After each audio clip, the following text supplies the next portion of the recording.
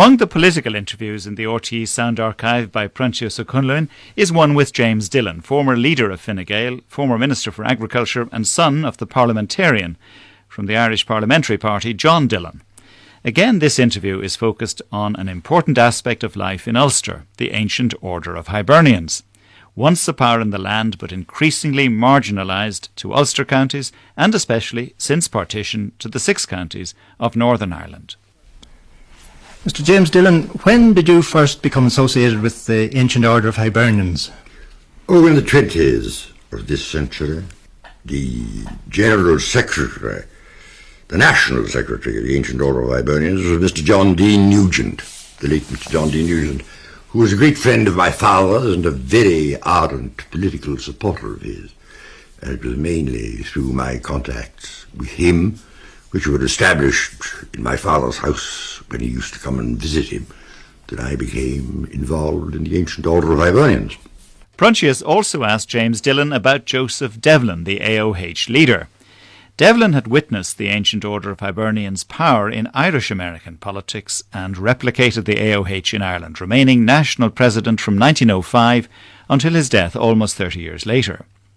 Previously and briefly an MP for North Kilkenny, Dillon was first elected for West Belfast to Westminster in 1906. He easily withstood De Valera's challenge for the seat in the 1918 election, but recognised from the overall result of that year that the Irish Parliamentary Party must cede to Sinn Féin the right to speak for nationalist Ireland. He was thereafter the leader of the rump of Irish Party MPs at Westminster, his career never recovering from partition.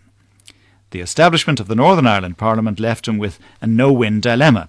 Should he confer legitimacy on the Parliament by accepting the role of Leader of the Opposition, or should he protest against partition through abstaining? He tried both, and both proved futile. He was a phenomenal orator, both in the parliamentary sense and incomparable on the public platform. And he had a charisma for the people in the north, which was quite fantastic. The degree of faith and love that they had for him was typified by the fact that up to the day of his death, he was Member of Parliament for West Belfast, and no one could dislodge him.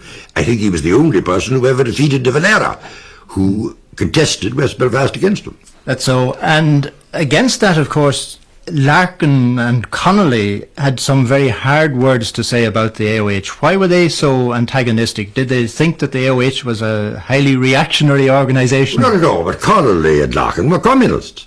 And of course the ancient order of Hibernians was irrevocably opposed to communism in all its forms, because communism is founded on the proposition that God doesn't exist. And the ancient order of Hibernians was founded on the proposition that not only does God exist, but that the Roman Catholic Church is the church he instituted, and we all belong to that church. James Dillon was not the easiest interviewee, as he had something of an infallible and bombastic air to him.